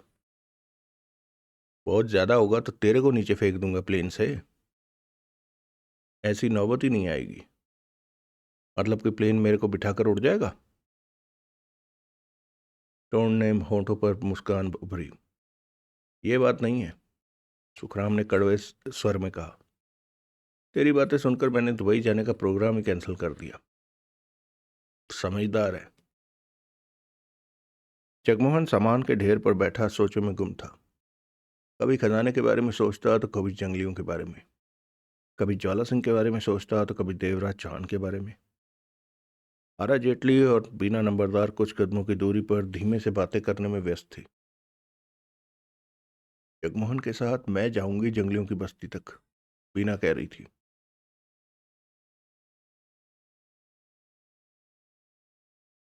वहां खतरा ज्यादा है, मैं जाऊंगी। तुम पीछे से आने वाले खतरे पर नजर रखना, आरा ने कहा। वहां खतरा है तभी तो मैं जाने को कह। जगमोहन के साथ मैं ही जाऊंगी, आरा ने दृढ़ता से कहा। बीना नंबरदार ने आरा के चेहरे पर नजर मारकर गंभीर स्वर में कहा। टोनी यहाँ होता तो वो जगमोहन के साथ जाता। वो इस वक्त उल्लास पर नजर रख रहा होगा। तभी बीना की निगाह जगमोहन पर पड़ी। उसने जगमोहन को इधर ही देखते पाया। देखो तो, कैसे आंखें फाड़े देख रहा है। जगमोहन उन्हें अवश्य देख रहा था, परंतु उसका ध्यान कहीं और था। आरा उसकी तरफ बढ़ते हुए तीखे स्वर में कह उठी। क्या देख रहा है? जगमोहन सोचों से निकला। किसे देख रहा हूं? हमें घूरे जा रहा है तू। क्यों? जगमोहन के चेहरे पर कड़वे अभाव उभरे। सब मर्द हरामजादे होते हैं, बीना ने पहले वाले तीखे स्वर में कहा। मर्द हरामजादे ना हो तो औरतों का पूछताछ केंद्र बंद हो जाए। बाजार में लिपस्टिक, नेल पॉलिश और मेकअप का सामान बिकना बंद हो जाए। बाजार में रौनकें खत्म हो जाएं। सब ब्यूटी पार्लर बंद हो जाए। देश की अर्थव्यवस्था हिलने लगे। ढेरों बिजनेस बंद हो जाए। औरतें बिना मेकअप के सड़ी सूखी नजर आएं, क्योंकि मर्द हरामजादे नहीं है। बाजार में कारों की बिक्री आदि हो जाए, क्योंकि मर्द आधी कारें तो औरतों के लिए ही खरीदते हैं। ये मर्दों की हरामजादगी है कि देश दिन ब दिन तरक्की करता जा रहा है। बिना होंठ सिकोड़कर जगमोहन को सिर से पांव तक देखने लगी। जगमोहन उसे घूर रहा था। खूब, बात तो सच कही तूने। लेकिन मैं तुम्हें नहीं देख रहा था। तुम दोनों में चांद सितारे नहीं लगे कि? चांद सितारे किसमें लगे होते हैं प्यारे? बीना ने आंखें निचाई। ये तो बता। ये जानना तुम्हारा काम नहीं है। क्यों? मैं नहीं चाहता कि वो चांद सितारे मेरे से मालूम करके तुम भी लगा लो, जगमोहन ने कड़वे स्वर में कहा। और फिर तुम मुझे देखने लगो। जगमोहन मुंह फेर कर उन्हें टेंट लगाते देखने लगा। तभी शेर की गर्जना उन्हें सुनाई दी। इस बार गर्जना पास से आई थी। तुम मुझे मरवा कर रहोगे, जगमोहन को देखकर चीखा। मुझे जाने क्यों नहीं देते यहां से? तुम तो बहादुर हो सुखराम, सोहनलाल मुस्कुराया। डर क्यों रहे हो? जानवरों से लड़ना मेरा काम नहीं है, इंसानों की बात और है। सुखराम ने दांत पीस कर कहा। तू डरता बहुत है, चुप कर। सुखराम रिवॉल्वर लिए हर तरफ नजरें घुमाने लगा। शेर आ गया तो? तभी जगमोहन उसके पास पहुंचा और उसकी बांह पकड़कर एक तरफ ले गया। अब क्या है? सुखराम झल्लाया। तेरे को पता है कि बहुत बड़े खजाने का चक्कर है। तो मुझे क्या? धीरे बोल। खजाना हाथ लगा तो तेरे को भी दूंगा। चीखना बंद कर। जगमोहन बोला। सच कहता है? हाँ। खा कसम। खाई कसम। किसी से ये बात नहीं कहना। सुखराम ने रिवॉल्वर जेब में डाली, मुस्कुराया और सोहनलाल और टोन के पास जब पहुंच गया। रिवॉल्वर जेब में डाल ली, अब शेर नहीं आएगा? सोहनलाल ने होंठ से कोड़कर उसे देखा। तू नहीं समझेगा। क्यों? शेर की ऐसी की तैसी। सोहनलाल ने अजीब सी नजरों से सुखराम को देखा, कहा कुछ नहीं। उसे कौन से नंबर की दवा पिलाई है जो पूंछ हिलाने लगा? आरा जगमोहन के पास आकर होंठ सिकोड़ कर बोली। उसे चुप हो जाने को कहा है, खजाना देने को कहा है। जगमोहन मुस्कुराया। आरा ने जगमोहन को घूरा। मेरे को गाली देता है? कुछ भी समझ ले। जगमोहन ने गहरी सांस ली। कल सुबह मैं तेरे साथ जंगलियों की बस्ती में चलूंगी। जरूर चलना। वापसी की कोई गारंटी नहीं। तुमने ही बताया कि वो कितने खतरनाक हैं। देवराज चौहान हमें कभी भी कहीं भी मिल सकता है। जगमोहन ने आरा को देखा, फिर कह उठा। जरूरी नहीं। जरूरी है। उन्होंने भी इधर ही, इसी बस्ती की तरफ आना है। उल्लास भी खजाना पाना चाहता है। जगमोहन ने कुछ नहीं कहा। देवराज चौहान से सामना होते ही उसे उल्लास से अलग करना है। आरा बोली। मैं नहीं चाहती कि देवराज चौहान उसका साथ दे। वो खामखा बीच में कूदा है। खजाने पर हमारा हक ज्यादा बनता है। मैंने पापा को खोया है। जगमोहन ने होंठ सिकोड़े। क्या देख रहे हो? तुम जबरदस्ती अपना हक खजाने पर बना रही हो। तुम्हें किसने कहा कि खजाने पर तुम्हारा हक बनता है? आरा जेटली ने कठोर निगाहों से उसे देखा। हक नहीं बनता? तुम्हारे कहने से क्या होता है? मैं खजाना लेकर रहूंगी। तुम्हें अच्छी तरह से मालूम है कि ज्वाला सिंह और देवराज चौहान रिश्तेदार हैं। वो खजाना देवराज वो खजाना ज्वाला सिंह का है। देवराज चौहान किसी को भी उस खजाने पर हाथ नहीं मारने देगा।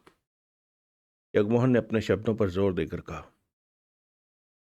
ऐसा है तो देवराज चौहान ने उल्लास की बांह क्यों पकड़ी? रास्ता जानने के लिए। देवराज चौहान पूरे मामले की जानकारी पाना चाहता था। जानकारी तो उसे मैं भी दे सकती थी। तुमसे जानकारी लेने के लिए मैं हूं? उस वक्त देवराज चौहान ने पटवा के साथ जाना ठीक समझा। शायद उसे ये उम्मीद रही होगी कि उल्लास से उसे ज्यादा जानकारी मिल सकेगी। अगर तुम सोचती हो कि देवराज चौहान उसे खजाना देगा तो गलत सोचती हो। उल्लास को नहीं देगा? मैं नहीं जानता कि उल्लास से उसकी क्या बात हुई होगी, लेकिन देवराज चौहान ने उसे खजाना देने के बारे में कोई बात नहीं कही होगी।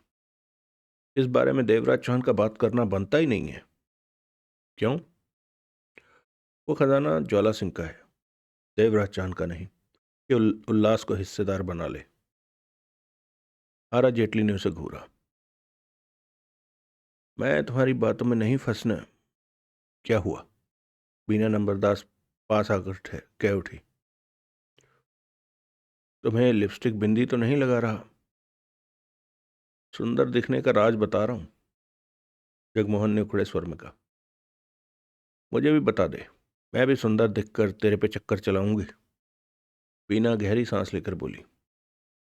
जगमोहन ने मुंह बनाया और तंबू लगाते उन लोगों की तरफ बढ़ गया। ये हमें आसानी से खजाना नहीं पाने देगा, टांग अड़ाएगा। आरा कह उठी। देख लेंगे। बीना ने सिर हिलाया। अगला दृश्य। बारी बारी पहरा देकर रात बीती। आधी रात तक जगमोहन और टोन ने पहरा दिया। घुप अंधेरे में जानवरों की आवाज़ें गूंजती रहीं। कभी कभी तो ऐसा लगता कि कोई खूंखार जानवर पास ही घात लगाए गुर्रा रहा है। बाकी की आधी रात में सोहनलाल और बीना ने पहरा दिया। जो भी हो, सुख शांति से रात निकल गई। दिन का उजाला फैलते ही वो उठे। सातलाई पानी से हाथ मुंह धोकर सूखी ब्रेड नाश्ते के रूप में गले से उतारी, तंबू समेटे और चलने की तैयारी करने लगे। सुखराम जगमोहन के पास पहुंचा और आहिस्ता से बोला, वो खजाना कितना बड़ा है? बहुत बड़ा। जगमोहन मुस्कुराया। मुझे क्या मिलेगा? मिल जाएगा। फिर भी कितना? तेरा पेट कितने से भरेगा? 5 करोड़ दे देना। बुढ़ापा आता ही जा रहा है, एक तरफ बैठकर आराम से जिंदगी बिता लूंगा। ठीक है, दूंगा। किसी से नहीं कहना, नहीं तो वो दोनों लड़कियां भी मांगने लगेंगी। सुखराम सिर हिलाता हुआ आगे बढ़कर अपने काम में व्यस्त हो गया। जगमोहन की आरा जेटली से बात हुई। किस दिशा की तरफ बढ़ना है? उधर। जगमोहन के चेहरे पर सोच के भाव नजर आ रहे थे। 1 डेढ़ घंटे में जंगलियों की बस्ती में पहुंच जाएंगे, आरा बोली। और वहां खतरा है, जगमोहन ने कहा। हाँ, जिंदगी और मौत का खतरा। मौत का खतरा ज्यादा है, आरा गंभीर स्वर में कह उठी। अगर जंगली लोग पहले मिल गए तो मेरे ख्याल में वो हमें मार देंगे। उनके पास जहर बुझे तीर हैं और उनकी संख्या ज्यादा है। जहरीले तीरों से बचने का कोई रास्ता नहीं है? नहीं। जान का खतरा है, फिर भी सब उधर जा रहे हैं। खजाने का मामला है, आरा ने गहरी सांस ली। बेशक जान चली जाए। जान पर खेलकर ही हराम की दौलत हासिल की जाती है, कहीं तो मेहनत करनी पड़ेगी। क्यों? जगमोहन ने आरा को देखा, खामोशी रहा। अगर पहले वो लोग ना मिले तो जब बस्ती की तरफ बढ़ेंगे तो तब वे कहीं भी मिल जाएंगे। तुम्हारे मन में ये ख्याल नहीं आता कि आगे ना बढ़े? मेरे मन में तो आता है। जल्दी से जल्दी आगे बढ़ें और ज्वाला सिंह से मालूम करें कि खजाना कहाँ है। क्यों नहीं? ज्वाला सिंह बेवकूफ है जो खजाने के बारे में बता देगा।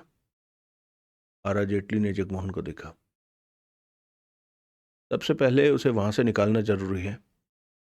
जब तक उसे वहां से निकाला नहीं जाएगा वो खजाने के बारे में मुंह नहीं खोलेगा।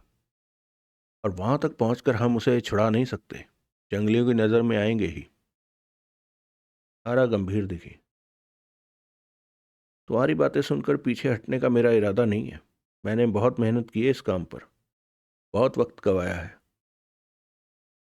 अभी जिंदगी गंवानी बाकी है। जगमोहन ने गहरी सांस लेकर मुंह फेर लिया। आरा जगमोहन को घूर कर रह गई। अगला दृश्य। जगमोहन, सोहनलाल, सुखराम, आरा, बीना और टोन जंगल में आगे बढ़ रहे थे। सबने कुछ न कुछ सामान उठा रखा था। आगे बीना और आरा थी, क्योंकि वो रास्ता जानती थी। सुबह के 8:30 बज रहे थे। उन्हें आगे बढ़ते हुए आधे घंटे से ऊपर का वक्त हो गया था। तभी आरा और बीना टिटकी। वो सब सतर्क नजर आने लगे। बाकी सब भी रुक गए। सामने काफी बड़ी जगह पर पेड़ टूटे से बिखरे पड़े थे। हालात ऐसे थे जैसे तूफान अभी अभी गुजरा हो। कई पेड़ आधे तने से टूटे थे, लेकिन उन्हें समझते देर न लगी कि ये तूफान जंगली हाथियों ने किया था। हालात देखकर स्पष्ट एहसास हो रहा था कि बीते 1 आध घंटे में ये सब हुआ है। अगर ऐसे वक्त में हाथियों हाथियों के सामने पड़ जाते तो वो अवश्य उन्हें पांव तले रौंद देते या सूंडों में लपेट कर पटक पटक कर मार देते। ये हाथियों ने किया है, आरा बोली। ज्यादा वक्त नहीं हुआ ये सब किए, बीना ने पलट कर कहा। वो वापस भी आ सकते हैं, सुखराम बोला। नहीं, हाथी उत्पात मचाकर यहां से निकल चुके हैं। वो जल्दी इधर वापस नहीं आएंगे। क्या पता खजाना मिलता है या मौत। सुखराम मुंह लटका करके उठा। सुखराम, जगमोहन ने टोका। मैं तो मजाक कर रहा था, सुखराम ने दांत दिखा दिए। यहां क्यों रुक? तभी शेर की जोरदार गर्जना वहां गूंजी। वो सतर्क हो उठे। शेर पास ही है, आरा चीखी। डरने की जरूरत नहीं है, जगमोहन ने दांत भींचकर कहा। हम 6 हैं और गोली नहीं चलनी चाहिए, बीना सख्त स्वर में कह उठी। क्यों?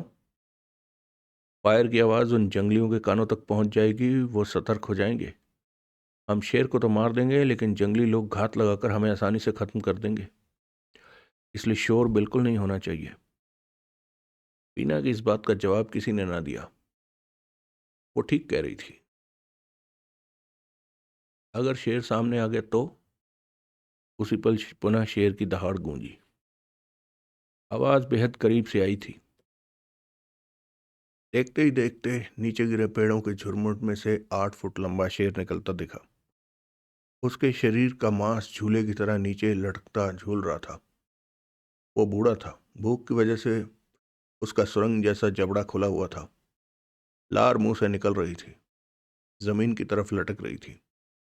भीतर से उसका लाल गुलाबी मुंह, नुकीले दांत मन ही मन में भय से भरी सिहरन पैदा कर रहे थे। वो हांफता लग रहा था।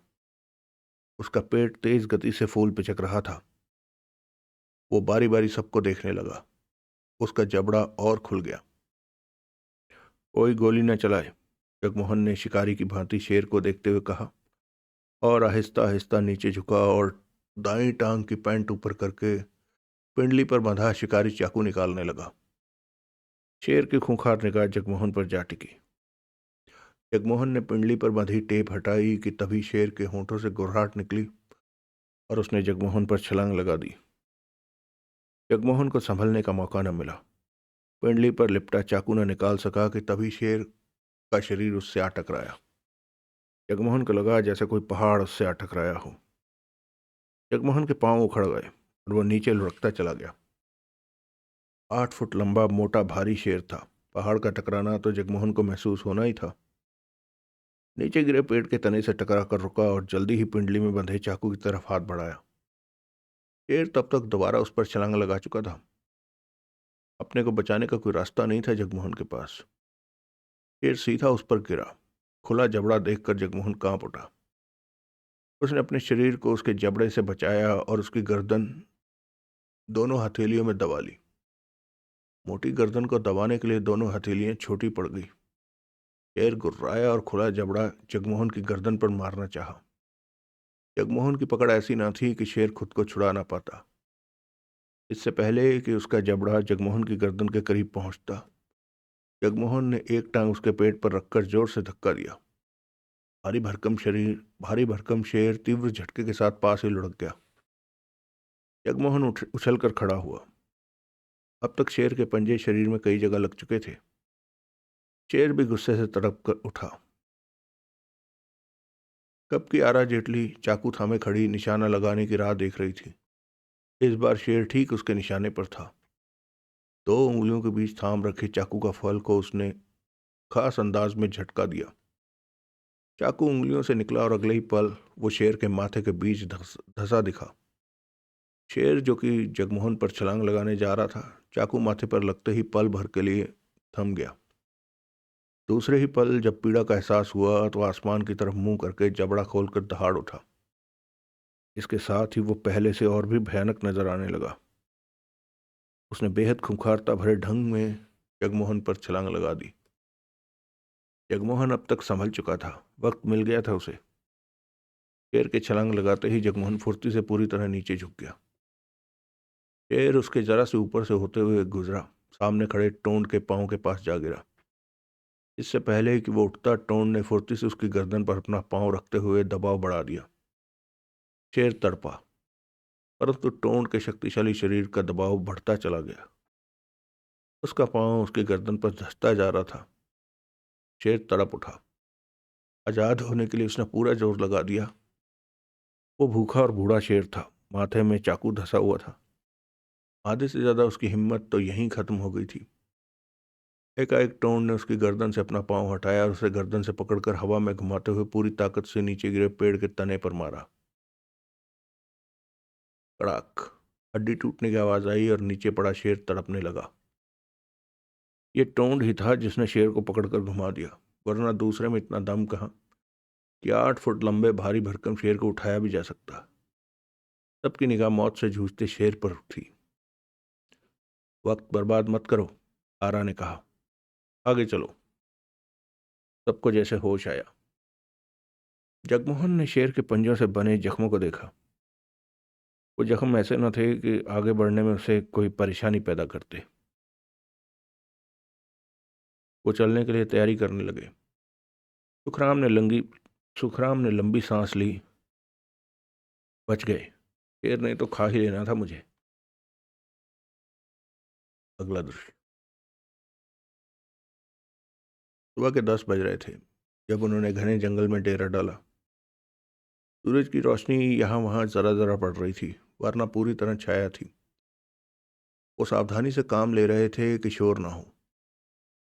वो इस वक्त जंगल और जंगलियों की बस्ती की सीमा पर मौजूद थे। यहाँ से जगमोहन और आरा ने जंगलियों की बस्ती तक सफर तय करना था। वो कम से कम इशारे से वो मुंह से कम इशारे से ज्यादा बातें कर रहे थे।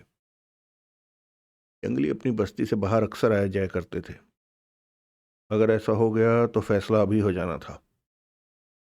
उनकी जाने ही जानी थी, उनकी ही जाने जानी थी, क्योंकि जंगली अपने हथियारों से लैस 10-12 की संख्या के समूह में होते थे और छिप कर चुन चुन कर वार करते थे। यहाँ तंबू लगा लेने चाहिए, टोंड बोला। सोहनलाल ने गोली वाली सिगरेट का कश लेकर टोंड को देखा, फिर जगमोहन की तरफ बढ़ गया। तुम कब तक वापस आओगे? सोहनलाल ने पूछा। वापसी की कोई गारंटी नहीं है, जगमोहन ने गंभीर स्वर में कहा। 1% अगर वापस आते भी हैं तो जरूरी नहीं कि इसी दिशा में आए। हो सक जाने किधर से निकले।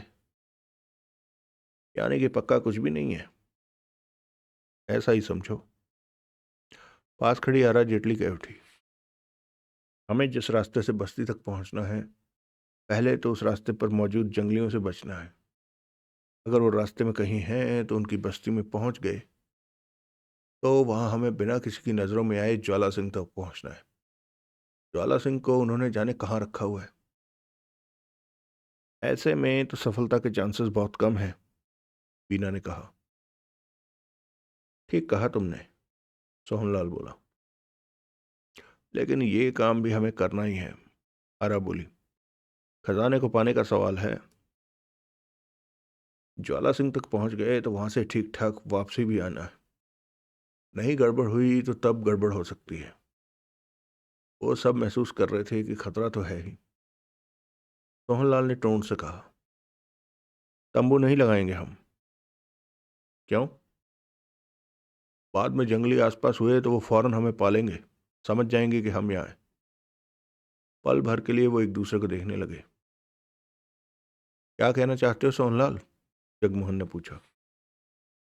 अपनी सुरक्षा के लिए हमें पेड़ों पर चढ़कर बैठना होगा, घने पेड़ों पर, ताकि जंगली आए तो आसानी से हमें देख न सके।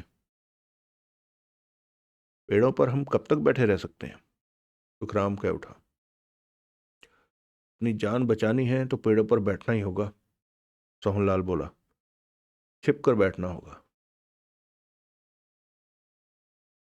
ये ठीक कहता है, बीना गंभीर स्वर में कह उठी। जंगली बस्ती वाले कहीं भी पहुंच सकते हैं, ये उनका इलाका है। पेड़ों पर भी हमें छिपकर बैठना होगा कि वो हमें देख न सके। जगमोहन ने गर्दन घुमाकर हर तरफ देखा। चुप्पी, सुनसानी और खतरनाक माहौल का ही एहसास हुआ हमें। हमें यहां से चल देना चाहिए। जगमोहन ने आरा को देखा। आरा जेटली ने सिर हिला दिया। वो दोनों चलने की तैयारी करने लगे। जरूरत के हथियार उन्होंने जेबों में रख लिए, अपने शरीर के साथ बांध लिए। डिब्बा बंद खाने का सूखा सामान उन्होंने रास्ते में खाने को रख लिया। उसके बाद दोनों ने विदा ली और जंगलियों की बस्ती की दिशा की तरफ बढ़ गए। सोहनलाल, बीना, सुखराम और टोंड उन्हें जाते देखते रहे, फिर पेड़ों पर अपना ठिकाना बनाने लगे। मम्मी को कुछ होगा तो नहीं? टोंड ने गंभीर स्वर में बीना नंबरदार से पूछा। कुछ भी हो सकता है, बीना ने गंभीर स्वर में कहा।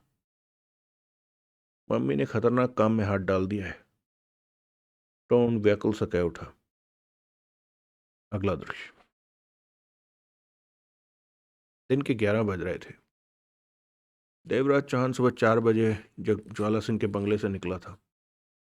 साथ में भजन सिंह और केशवा थे। भजन सिंह 40 की उम्र का था, केशवा 30 की। भजन सिंह मंगोलिया से ही आया था। देवराज चौहान को विदा देते हुए हीरा सिंह की आंखें में आंसू चमक रहे थे। उस वक्त उसे ज्वाला सिंह से ज्यादा देवराज चौहान की चिंता थी कि इस मामले में उसे कुछ न हो जाए। वहां से तीनों ने जीप द्वारा सफर शुरू किया। सफर लंबा था, पहाड़ी रास्तों से भरा। 4 घंटों बाद जंगल के बीचों बीच ऐसी जगह जीप रोकी जहां दो व्यक्ति 5 घोड़ों के साथ खड़े थे। देवराज चौहान को पता चला कि हीरा सिंह ने उन्हें घोड़ों के साथ रात में वहीं से रवाना कर दिया था। कि वे सब वहां पहुंचे तो उन्हें घोड़े तैयार मिले जंगल में सफर के लिए। घोड़ों के पास खड़े दोनों व्यक्ति अपने घोड़ों पर वापस चले गए। देवराज चौहान, भजन सिंह और केशवा घोड़ों पर बैठे और जंगल का सफर शुरू हो गया। सुबह का वक्त था, गर्मी कम थी। सामान्य गति से घोड़ों को दौड़ाते हुए भजन सिंह ने पूछा, जमाई बाबू, कोई तकलीफ तो नहीं सफर से? फिक्र मत करो, देवराज चौहान मुस्कुराया। मेरे लिए ये सब मामूली बातें हैं। हीरा सिंह ने मुझे कहा था कि रास्ते में आपका हालचाल पूछता रहूं। हम जा कहाँ रहे हैं? देवराज चौहान ने पूछा। जंगलियों की बस्ती में। मुझे वहां नहीं जाना। भजन सिंह ने फौरन देवराज चौहान को देखा। मैं समझा नहीं जवाई बाबू। तुम्हें वो जगह पता है जहां ज्वाला सिंह गया था सामान रखने और फंस गया था? रास्ता बंद हो गया था। हाँ। भजन सिंह ने फौरन सहमति में सिर हिला दिया। बाद में ज्वाला सिंह वहां से निकलकर जंगलियों के हाथों में जा फंसा। वो जगह मुझे अच्छी तरह पता है। मैं 2 बार वहां हीरा सिंह के साथ आया था। मुझे वहां ले चलो। जी? कैसी है वो जगह? खंडरों जैसी है। कोई नहीं जानता कि वो क्या है। कभी वो इमारत के रूप में आबाद रही होगी। अब तो वो जगह वक्त के थपेड़ों से पूरी तरह टूट फूट चुकी है। भजन सिंह ने कहा। किले जैसी है वो, केशव ने कहा। परंतु अब वो आधे से ज्यादा धूल मिट्टी में गुम हो गया है। मेरे ख्याल में वो तो 300 बरस या उससे भी पहले कभी आबाद रहा होगा। चहल पहल रही होगी वहां। जहाँ इतना बड़ा किला होगा वहां चहल पहल तो रही होगी केशव। भजन सिंह बोला। देवराज चौहान ने भजन सिंह को देखा। जब उस किले जैसे खंडर में ज्वाला सिंह बंद हो गया तो उसे वहां से बाहर निकले किसने देखा? भजन सिंह ने देवराज चौहान पर नजर मारी। क्या मतलब? देवराज चौहान कुछ पल खामोश रहा, फिर कह उठा, ज्वाला उन खंडरों में बंद हो गया। बाहर खड़े उसके आदमियों ने यह सब देखा। हाँ। फिर अचानक ही उन पर जंगलियों ने हमला बोल दिया और सबको मार दिया। एक बचकर भाग गया। भजन सिंह ने सहमति में सिर हिलाया। उसी से तुम सबको पता चला कि ज्वाला उन खंडरों में बंद हो गया? ठीक कहा जवाई बाबू। फिर किसने ज्वाला को देखा? कैसे पता चला कि वो जंगलियों की कैद में है? हमारे शहर में एक गैंगस्टर है, जेटली। वह जंगल में खजाने के चक्कर में था। उसके साथ ही साथ थे। वो किसी तरह जंगलियों के बीच उनकी बस्ती में पहुंच गया। वहां वो ज्वाला सिंह से मिला था। मतलब कि ज्वाला सिंह के उस खंडर में बंद होने के बाद ज्वाला सिंह को उन जंगलियों ने कैद में देखा।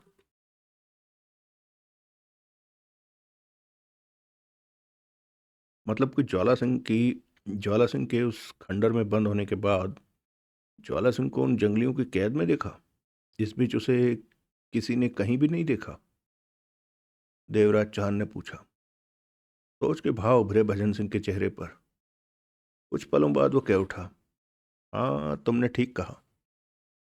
देवराज चौहान चेहरे पर सोचे समेटे हर तरफ निगाहें दौड़ा रहा था। घोड़े उन्हें अपनी पीठों पर लिए सामान्य गति से दौड़े जा रहे थे। केशवा का घोड़ा 20 फीट आगे था। वो पहले भी आ चुका था, रास्ता जानता था। उनके बीच कुछ मिनट चुप्पी छाई रही। फिर भजन सिंह कह उठा, जवाई बाबू, आप क्या सोच रहे हैं कि उन खंडरों में क्या होगा? खजाना। देवराज चौहान मुस्कुराया। भजन सिंह के माथे पर बल पड़ गए। तो आप खजाना पाने उन खंडरों में जा रहे हैं? देवराज चौहान के चेहरे पर मुस्कान छाई रही।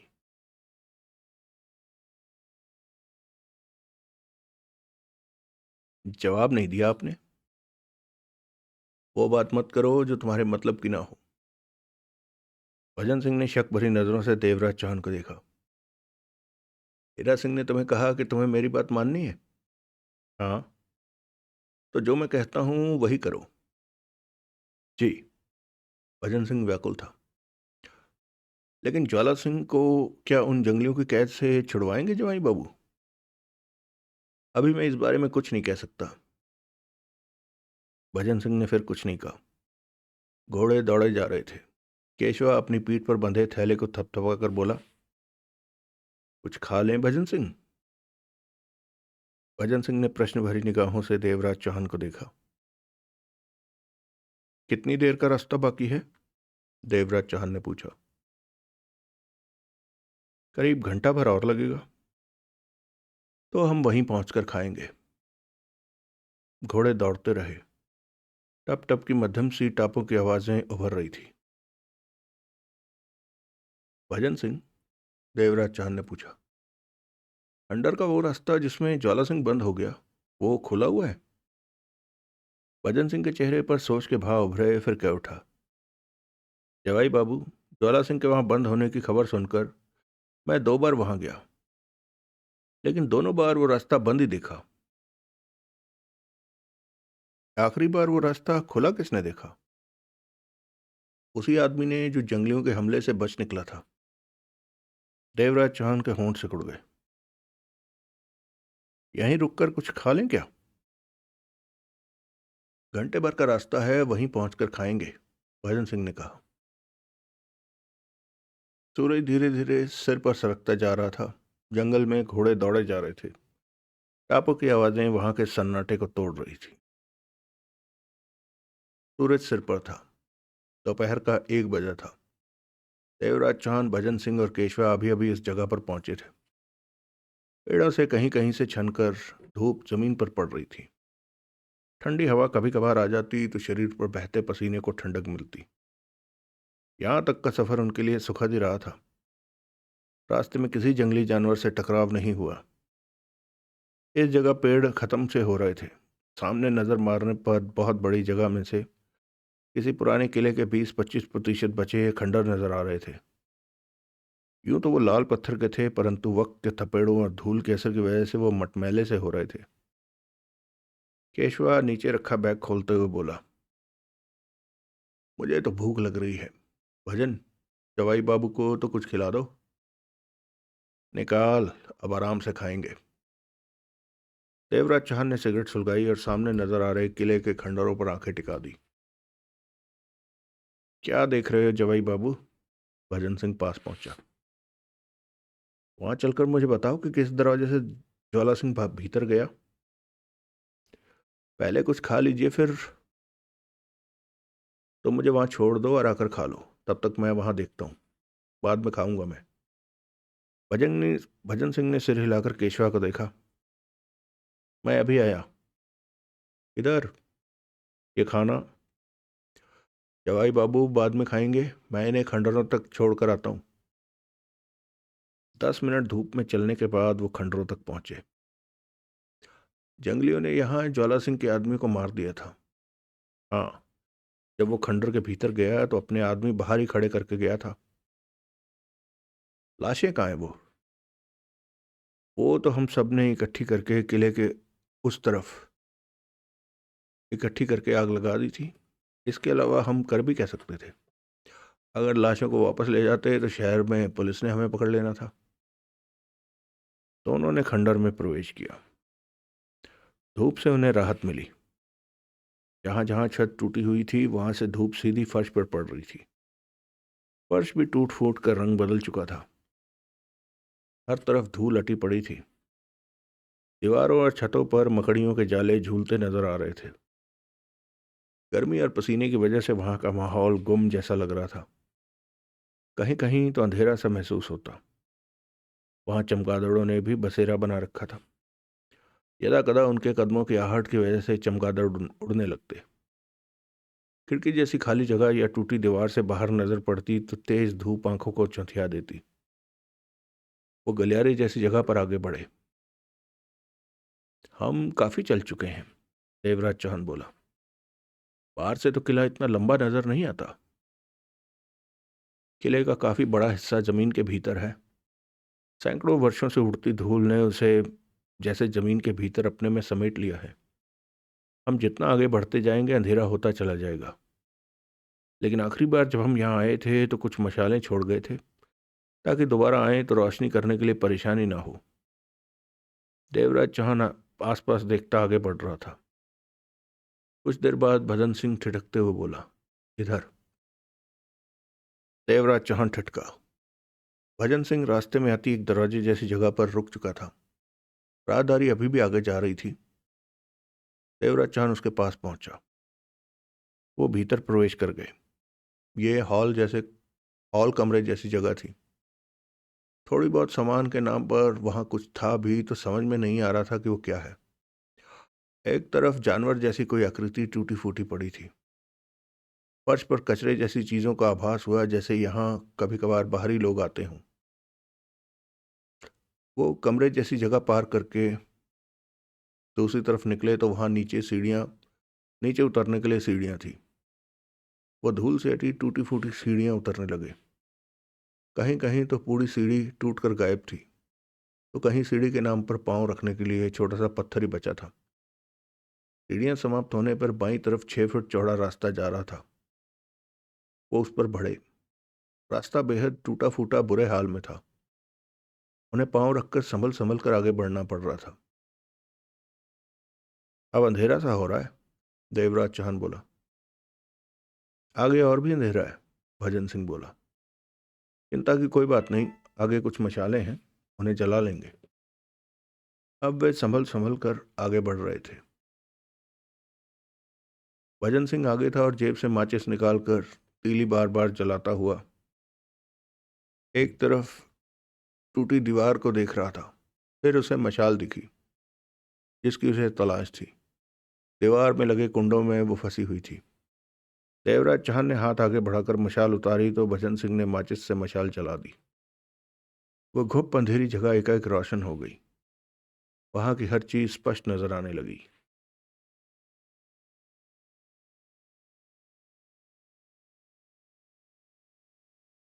आसपास की दीवारें टूटी हुई थी। फर्श के नाम पर नीचे की जगह भी जैसे गड्ढे जैसी हो चुकी थी। तभी देवराज चौहान को नीचे दीवार के पास से फनधारी सांप तेजी से निकलता दिखा। उनके आ जाने की वजह से शोर से वो वापस जा रहा था। मशाल की संतरी पीली रोशनी में वो वहां की हर चीज चमक रही थी। वो दरवाजा कहाँ है? देवराज चौहान ने पूछा। कुछ आगे ही। वो दोनों पुनः आगे बढ़े। 5 मिनट में ही आगे हो रही बंद दीवार के पास पहुंचकर वो ठिठके। दरवाजा किधर है? यही है, भजन सिंह ने आगे की बंद दीवार को थपथपाकर बोला। पत्थर का दरवाजा है। देवराज चौहान की आंखें सिकुड़ी। पक्का ये दरवाजा ही है या? दरवाजा ही है जवाई बाबू। जो आदमी बच निकला था उसने बताया कि यह पत्थर यहाँ नहीं था। उसके सामने ज्वाला सिंह भीतर गया था। फिर एक वक्त वो भी आया जब देखा गया कि यह रास्ता बंद हो चुका है। किसी ने बंद होते तो देखा इस जगह को? नहीं, तब वो सब बाहर थे। जब भीतर आकर देखा तो रास्ता बंद था।